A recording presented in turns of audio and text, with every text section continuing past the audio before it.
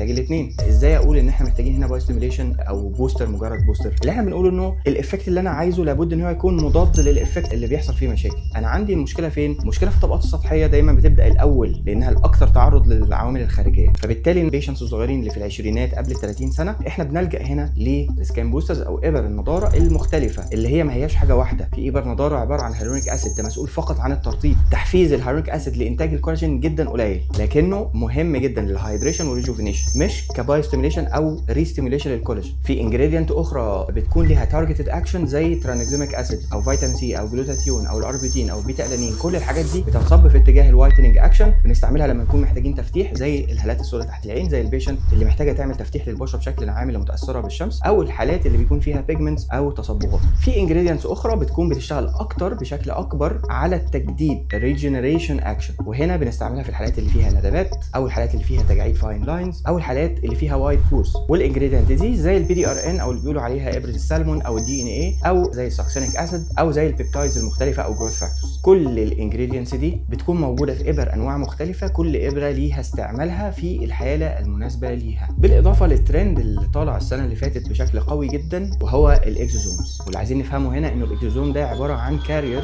مش ماده فعاله بنفسه. الاكزوزوم هو مجرد كارير، هو الحاجه اللي بتنقل الماده الفعاله للخليه اللي انا عايز اتارجتها، وبالتالي اللي يهمني في الموضوع هو الاكزوزوم ده متحمل عليه ايه اكتيف انجريدينتس عشان يديني افكت، مش الاكزوزوم في حد ذاته. طب انا محتاج سكين بوستر ولا باي ستيميوليتور؟